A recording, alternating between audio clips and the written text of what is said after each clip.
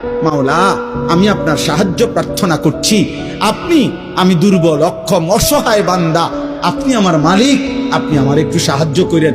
আপনি দয়া করিলে আমি সেজদাও দিতে পারবো, আপনি দয়া করিলে আমি হুকুমও মানতে পারবো, আপনি দয়া করিলে আমি হারাম থেকেও বাঁচতে পারবো, আপনি দয়া করিলে আপনার গোলামি আমি করতে পারবো। খোদার কসম, হাদিসে আছে, আল্লাহ বলে, বান্দা যদি কেউ দিল থেকে সূরা ফাতিহার মাধ্যমে আমার কাছে চায়, বলি আব্দি মা সাআলা, আমি আল্লাহ বললাম, বান্দা আমার যা চাইলো আমি আল্লাহ তাই তাকে দেব।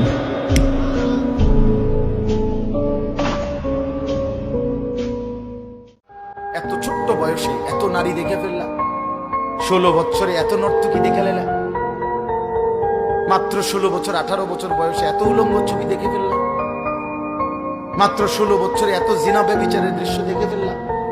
আস্তাগফিরুল্লাহ।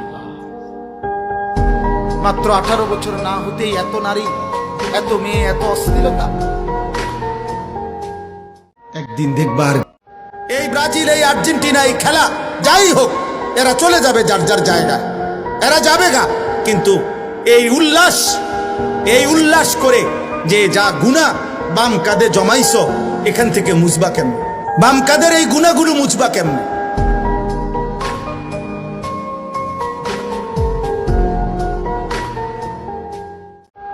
যার দিল আল্লাহকে নিয়ে ভাবে না, যার কান আল্লাহর কথা শুনে না, যার নাক দেখে না, খোদার কসম আল্লাহ বলছে, উলাইকা কাল আনআম, ওইগুলা জানোয়ারের মতো। ওইগুলা কিসের মতো? জানোয়ারের মতো। জানোয়ারের মতো, বেনামাজি জানোয়ারের মতো, বেহায়া হারামখোর জানোয়ারের মতো। যে বন্ধু তোমার, যে সঙ্গী তোমার নামাজের কথা বলে না, আখিরাতের কথা বলে না, একটা বার যে তোমাকে আল্লাহর বন্দেগীর কথা শোনায় না, কসম বন্ধু, ছেলেরা একটা ছেলে হইলেও আমার কথা মনে রাখো, একজন হলেও আমার কথা শূন্য মনে রাখো, বাপ ওইটা বন্ধু না, ওইটা বন্ধু না।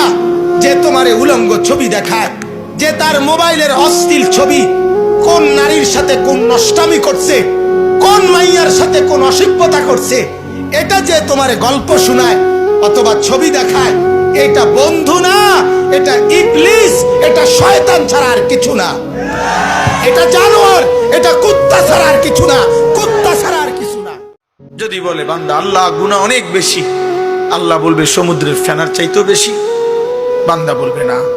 আল্লাহ বলবে আসমান পরিমাণ উচ্চতার চাইতেও বেশি। বান্দা বলবে না।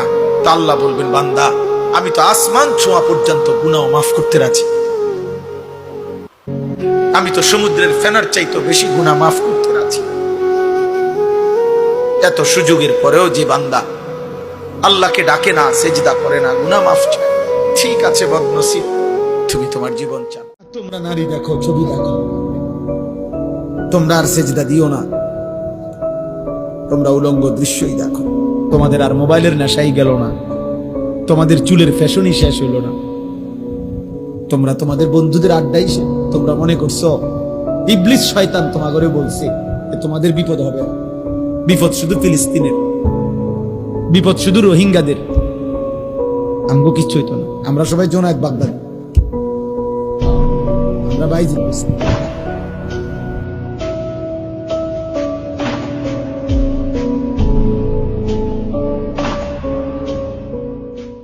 অসংখ্য মুরব্বী বয়স্ক লোক আছে মসজিদে প্রথম কাতারে 30 বছর ধরে, এবারা আজকে প্রথম কাতারে নামাজ পড়ে, কিন্তু 30 বছর ধরে ইমাম সাহেবের কেরাত উনি সবার আগে শুনে, কারণ উনি তো প্রথম কাতারে নামাজ পড়ে, কিন্তু 30 বছর পর্যন্ত কোনোদিন দিল দিয়া শুনে নাই, যার কারণে 30 বছরও ওনার বিবেকে এটা আসে না যে আমার কোরআন শরীফ সূরা কেরাত শুদ্ধ করা দরকার।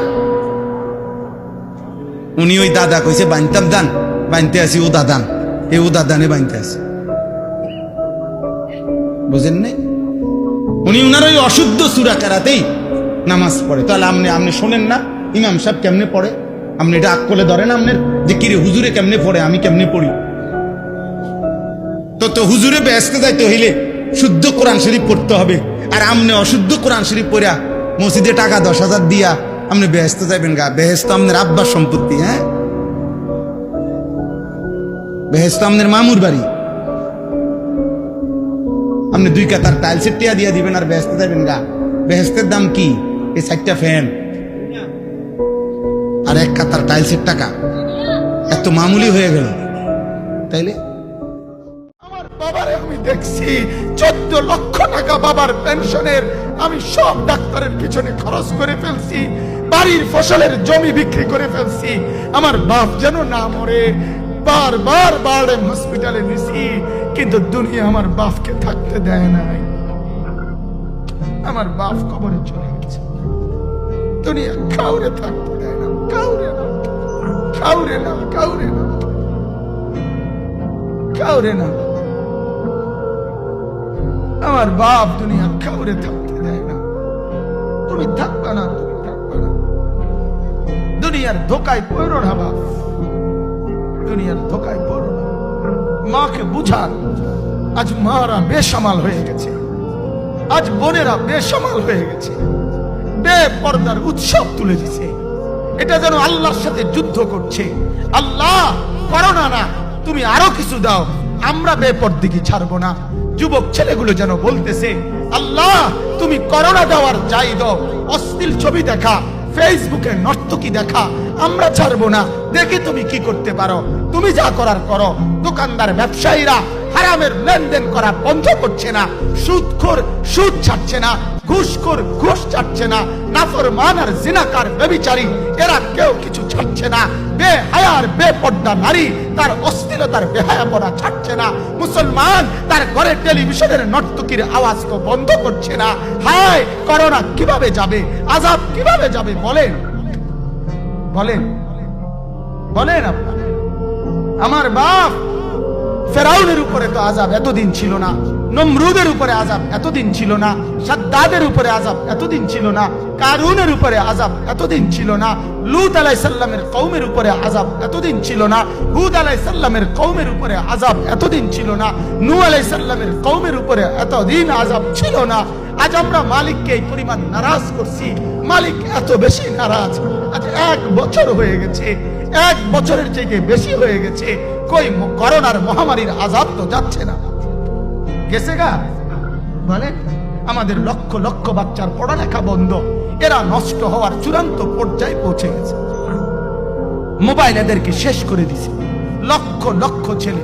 গতকালকে এক মা আমার আত্মীয় ফোন দিয়া বলতেছে, সকাল 10টায় বাচ্চাটা ঘর থেকে মোবাইল লইয়া বাইর হইছে, রাতের 10টায় মা তারে ফোন দিয়া বলছে, বাপ ঘরে আসতি না, ভাত খাইতি না। বাচ্চা তারে বলতেছে, তোমার অসুবিধা কি, তোমার সমস্যা কি? মা এই কথা বইলা কায়দা দিছে যে, শোনেন হুজুর কদ্দুর দোয়া করো।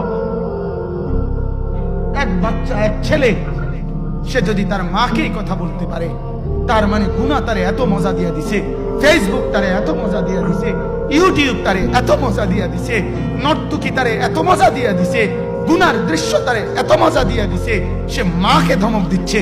রাত 10টা বাজলে কি হইছে, রাতের 3টা পর্যন্ত দেখলে তোমার সমস্যা কি? আমার আখিরাত আমি নষ্ট করলে তোমার অসুবিধা কি? আমার জাহান্নাম আমি ঠিক করে নিলে তোমার সমস্যা কি?